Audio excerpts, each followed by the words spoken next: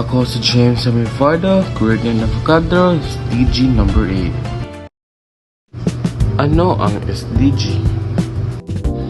SDG stands for Sustainable Development Goals. Ito ay binubuo ng 17 na magkaugnay na layunin na tinakda ng United Nations noong September 2015 na dapat makamit sa taong 2030. Layunin itong wakasan ang kahirapan, pangangailangan ng kalikasan, at tiyakin ang kapayapaan at kaunlaran ng bawat bansa.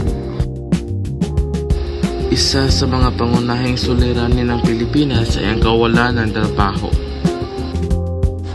Ayon sa PSA o Philippine Statistics Authority, noong April 2026, ang antas ng kawalan ng trabaho ay nasa 4.7%.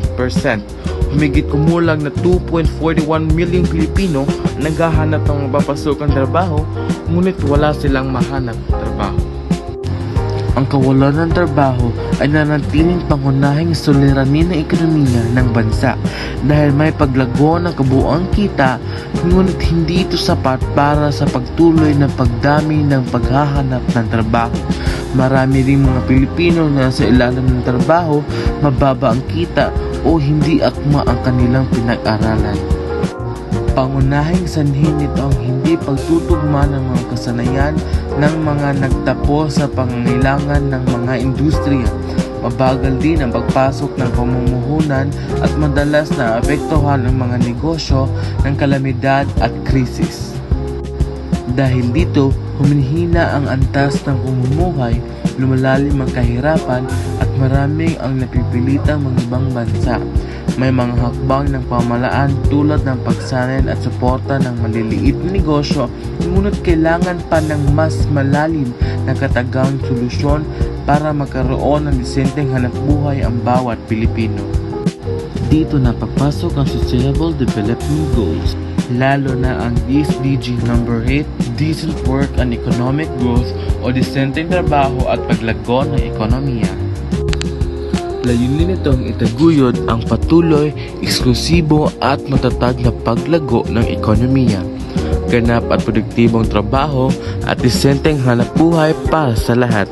Sinusulong nito ang mataas na produktibidad, patas na kita at ligtas na kapaligiran sa paggawa.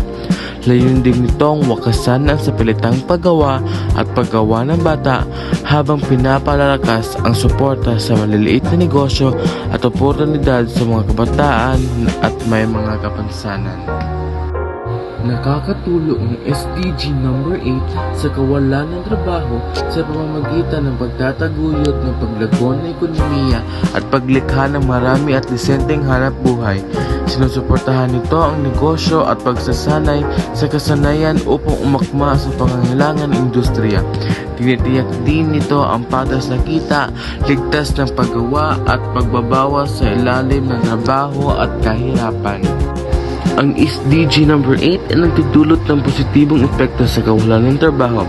Lumilikha ito ng mas marami at mas maayos na hanapbuhay, nagpapataas ng kita at napapamabuti ang kalagayan ng pamumuhay, nababawasan sa ilalim ng trabaho at kahirapan habang tumitibay ang ekonomiya, at pantay na oportunidad para sa manggagawa. SDG number 8,